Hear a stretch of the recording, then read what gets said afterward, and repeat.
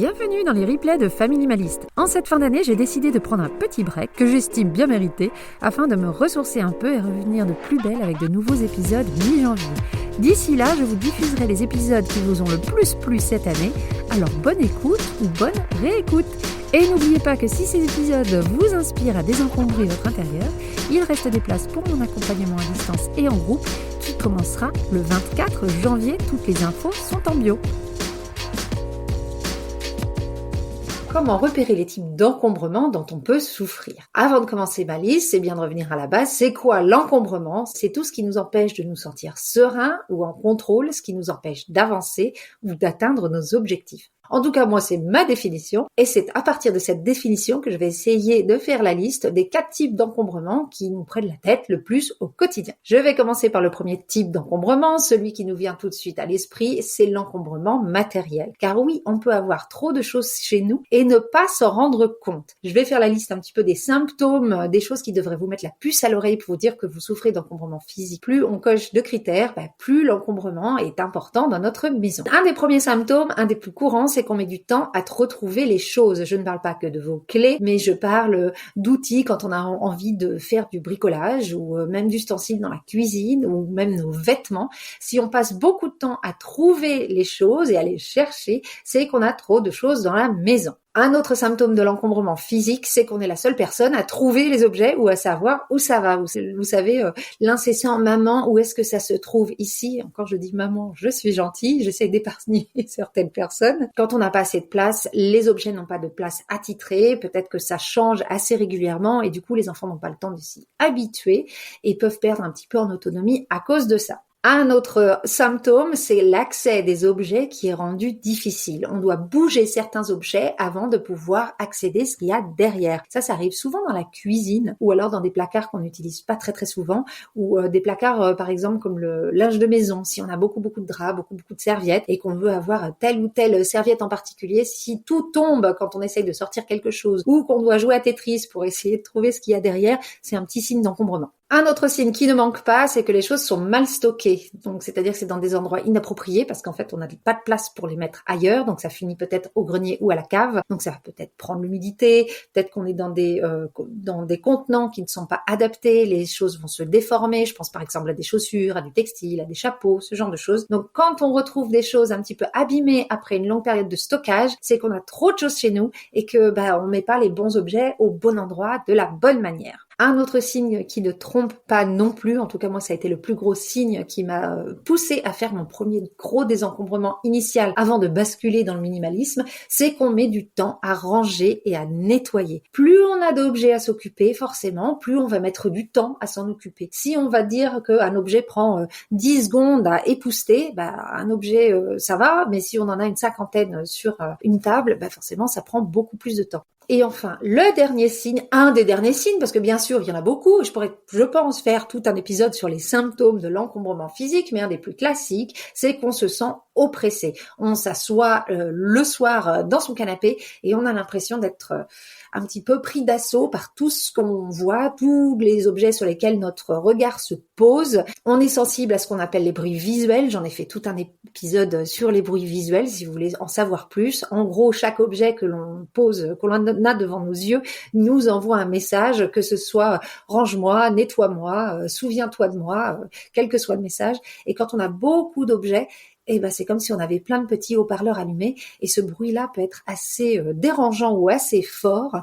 Ceci est une liste non exhaustive, mais voilà les principaux signes d'encombrement physique. Bien entendu, tout cet encombrement a des conséquences sur notre santé physique, sur notre santé mentale, des fois sur nos finances également. Et si vous voulez avoir des solutions pour vous débarrasser de votre encombrement physique, je mettrai en lien dans la description de l'épisode certains épisodes qui pourront vous aider à faire le tri de manière efficace. Le deuxième type d'encombrement qu'on peut avoir dans notre vie, dans notre quotidien, c'est l'encombrement digital. Là encore, comment le repérer? Comme première chose, comme pour l'encombrement physique, on ne retrouve pas les choses. Donc on ne retrouve pas facilement les photos, on ne retrouve pas facilement les documents, on ne retrouve même pas facilement les applications qu'on peut avoir sur notre téléphone. Donc les choses ne nous sautent pas à la figure ou alors elles sont mal classées. Et même quand les choses sont bien classées, même si on a des jolis petits dossiers pour chaque photo, Si on en a trop, on aura du mal à y retrouver. Un autre symptôme de cet encombrement digital, c'est qu'on met du temps à choisir dans notre liste Netflix les films ou les séries qu'on a envie de regarder, parce qu'en fait, on a stocké. Oh, ça, je le regarderai peut-être un jour. Et du coup, on a une liste énorme. Je dis Netflix, mais je suppose que c'est la même chose sur Disney+, ou sur les autres plateformes. C'est peut-être qu'il y a trop de choses dans votre liste de choses à regarder ou à écouter. C'est la même chose sur Spotify, sur vos plateformes d'écoute de podcasts. C'est un des signes qui pourrait vous dire qu'il faut commencer à faire le tri là-dedans. Un autre symptôme, c'est que nos appareils ne fonctionnent pas à plein régime. Alors, ils sont peut-être vieux, certes, mais souvent nos ordinateurs, nos téléphones, nos tablettes et autres appareils électroniques qui stockent des datas, sont ralentis au bout d'un moment quand on a trop à l'intérieur. Donc, faire un très grand tri et puis recommencer à zéro, tout bien cleaner dans l'ordinateur. Si vous savez pas le faire vous-même, il y a des gens qui peuvent le faire à votre place. Je vous encourage à faire ce tri régulier ou à le faire faire. Un autre signe de notre encombrement digital, c'est qu'on a du mal à contrôler l'usage digitaux des enfants. L'encombrement, bien entendu, n'est pas la seule raison pour laquelle nos enfants sont sur nos écrans, bien loin de là. Il y a plein de raisons qui font que les enfants peuvent être trop sur les écrans, mais en tout cas, si on a moins, ne serait-ce que d'objets digitaux, donc si on n'a pas une tablette, 3 consoles, une télé dans chaque pièce et chacun son téléphone, c'est plus facile à contrôler. Et oui, je suis maman de 3 ados, donc on est en plein dedans. Et puis le dernier symptôme typique d'un encombrement digital, c'est qu'on passe trop de temps dessus. On a trop de jeux sur nos téléphones, on a trop de plateformes de réseaux sociaux. Donc en fait, on est en train d'éparpiller notre attention sur plusieurs plateformes. On multiplie les outils et en multipliant les outils, on perd du temps. Le troisième type d'encombrement préféré, celui que j'ai préféré trier, c'est l'encombrement de son emploi du temps. Alors, comment savoir qu'on a trop de choses dans notre emploi du temps? Là encore, voici certains symptômes. Le premier, le plus évident, c'est qu'on a l'impression de courir, justement, après le temps. On a l'impression qu'on a le temps de rien faire. Non, ce n'est pas forcément juste un problème d'organisation, même si ça peut l'être, mais c'est peut-être qu'il y a tout simplement trop de choses qui demandent notre attention dans la journée. Deuxième symptôme, c'est qu'on n'arrive pas à prioriser ce qui est important pour nous. On est souvent distrait ou tout le temps distrait par d'autres choses qui nous paraissent secondaires. En identifiant nos priorités, on arrive plus facilement à identifier ce qui ne l'est pas, du coup, ce qui devient un petit peu du superflu dans notre emploi du temps, et on arrivera petit à petit à s'en débarrasser. Je vous jure, c'est possible, on y arrive et on s'en sent beaucoup mieux après. L'incapacité de trouver du temps pour nous. Alors quand je dis trouver du temps pour nous, c'est pas trouver du temps pour nous juste en tant que femme pour aller faire un massage, comme on entend souvent, il faut prendre du temps sur toi, va faire un massage, va prendre un verre avec les copines. Non, juste du temps aussi pour ne rien faire. Si on a du mal à trouver du temps pour nous, seul pour nous ressourcer, c'est peut-être qu'il y a aussi un problème de surplus dans notre emploi du temps. Un autre symptôme quand on est en famille, c'est des enfants qui n'arrivent pas à s'ennuyer. Non, ce n'est pas forcément juste un problème de caractère, de personnalité, c'est peut-être justement qu'ils n'ont pas l'occasion de s'ennuyer. J'ai fait du recrutement pendant très longtemps de nourrices à domicile ou de babysitter, et si vous voyez ce qu'on demandait à ces nourrices à domicile à faire avec les enfants une fois que l'école était finie, c'est une opinion personnelle, mais s'ennuyer, ça s'apprend. Et si on est stimulé en permanence, si on a toujours des choses à faire à nos enfants, ils n'arriveront pas à s'ennuyer. Et pour moi, quand on s'ennuie, c'est à ce moment-là qu'on a les meilleures idées. C'est à ce moment-là qu'on se dit, tiens, on va prendre les canapés du salon, on va prendre les oreillers et on va faire semblant qu'on est sur un bateau de pirates et on va s'amuser. C'est en s'ennuyant que la créativité commence vraiment à sortir, ça j'en suis persuadée. Un autre symptôme qui ne trompe pas quand on a notre emploi du temps trop encombré, c'est qu'on n'arrive pas à retomber sur nos pattes face à l'imprévu. C'est-à-dire qu'il y a la visite de quelqu'un, ou il y a quelque chose qui est décalé, ou on tombe malade, ou n'importe. On met plusieurs jours avant de retrouver un rythme. Là, ça veut dire qu'on n'a prévu aucun espace de battement dans notre emploi du temps. Il est plein comme un œuf, donc forcément, dès qu'il y a un petit caillou dans la chaussure, dès qu'il y a un petit problème dans l'engrenage, tout s'arrête et on met du temps avant de refaire partie de la machine. Et enfin, dernier indice qui ne trompe pas, alors là, c'est pas forcément de notre faute entièrement, ça peut être aussi parce que chez nos amis, il y a un encombrement d'emploi du temps, mais quand on veut voir ses amis, ses voisins, sa famille, et qu'on voit qu'à chaque fois qu'on veut mettre une date, on est obligé de s'y prendre 2 mois à l'avance, sinon on n'y arrive pas, c'est peut-être qu'il y a un problème encore encore là d'encombrement de l'emploi du temps. L'encombrement en soi, c'est pas très grave, mais si on commence à souffrir de tous ces petits symptômes, ça nous empêche, ou en tout cas ça nous limite dans notre capacité à vivre des vies un petit peu plus sereines. Et je sais pas vous, mais moi la sérénité, le fait de me sentir tranquille et que tout est sous contrôle à peu près, je reste quand même maman de 3 enfants, et ben je trouve ça bien. Et moi c'est un de mes objectifs dans la vie de me sentir assez stimulée, mais calme. Et enfin, j'arrive sur le 4e type d'encombrement sur lequel on pourrait vouloir se pencher si on a envie de vivre mieux avec moins.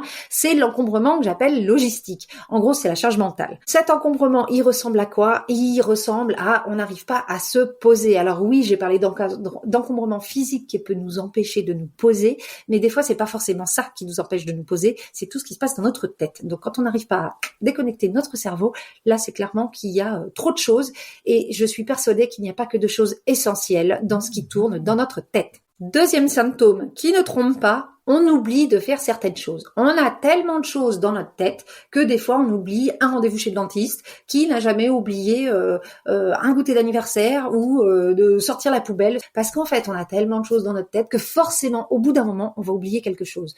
Donc là encore c'est un signe qu'on n'a peut-être pas que des choses essentielles dans notre tête, qu'on a peut-être des tâches parasites. Il va falloir faire le tri dans tout ça. On peut aussi avoir l'impression de mal faire les choses ou de ne pas aller jusqu'au bout, de faire un petit peu tout en même temps, de faire tout un petit peu, mais du coup, on va pas jusqu'au fond des choses. Ça, c'est quelque chose qu'on peut ressentir souvent au travail quand on nous demande de faire beaucoup de tâches à la fois, quand on a des deadlines qui arrivent là comme ça, tout en même temps, et on essaie de tout faire et on a l'impression de tout mal faire. Un autre signe qui ne trompe pas, on a l'impression de toujours être dans le coup d'après. On n'arrive pas à profiter du moment présent. Et enfin, dernier signe qui fait qu'on en a peut-être un petit peu trop dans notre assiette, c'est qu'on a l'impression d'être indispensable. Alors des fois, c'est justifié, mais en gros, on a l'impression que si nous, on fait pas les choses, elles vont pas se faire. On se dit, bah non, je vais pas pouvoir m'absenter 3 jours pour aller en vacances avec des copines ou aller à cette formation-là ou j'en sais rien, prendre du temps pour moi. Parce que si je pars, tout va s'écrouler. Là, ça veut dire qu'en tout cas, il y a trop de choses pour nous, cette charge mentale est trop grande, cet encombrement logistique ne peut plus durer. Donc ces symptômes doivent nous alerter. Il est temps de se recentrer sur l'essentiel et d'enlever tout ce qui est superflu. C'est pas facile d'enlever tout ce qui est superflu parce qu'enlever le superflu, dans ce cas-là, pour moi, c'est accepter que les choses ne sont pas toujours parfaites et c'est accepter l'imperfection. Ce désencombrement de notre charge mentale ne résoudra pas tout. Le minimalisme n'est pas magique.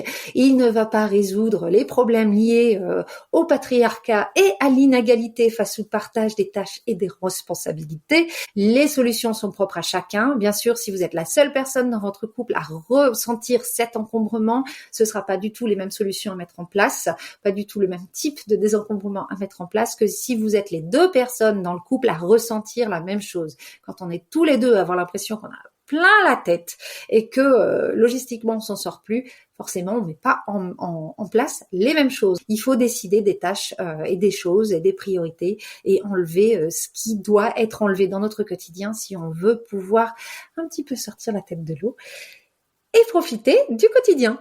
Pour moi, c'était important de faire cet épisode pour vous montrer que le minimalisme, alors certes, c'est pas quelque chose de magique, mais on peut l'appliquer à tout type d'encombrement, pas que à l'encombrement physique. Donc, quand on parle de tri, de désencombrement, de minimalisme, ce n'est pas juste les objets dans notre maison. C'est aussi nos emplois du temps, c'est aussi notre charge mentale, c'est aussi notre espace digital. On pourrait en rajouter d'autres, c'est aussi nos émotions, ça peut aussi être nos relations. En fonction de votre pratique du minimalisme, il y a plein de portes qu'on peut ouvrir.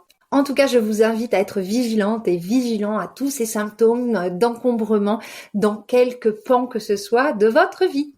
Et si vous avez réussi à identifier d'autres types d'encombrement, je vous invite à les partager en commentaire sur Spotify si vous avez la version premium, sur YouTube en dessous de cet épisode ou bien sur Instagram en message direct avec moi. Et voilà pour le replay du jour. J'espère qu'il vous aura plu à écouter ou à réécouter. Je tenais à vous remercier pour votre soutien tout au long de cette année 2024. Merci pour les commentaires, les étoiles et les cœurs que vous avez mis sur les plateformes d'écoute. Ça a vraiment permis à faire connaître ce podcast au plus grand nombre. Merci également à toutes celles et ceux qui, à travers leurs dons sur la plateforme Ko-fi, m'ont aidé à couvrir les coûts de production de ce podcast. Si vous voulez rentrer en contact avec moi, si vous voulez télécharger mes outils gratuits pour vous lancer dans le tri ou si vous voulez en savoir plus sur mon programme d'accompagnement, je vous invite à aller en bio. En attendant, je vous dis à très bientôt et n'oubliez pas, vivre avec moins, c'est vivre avec mieux.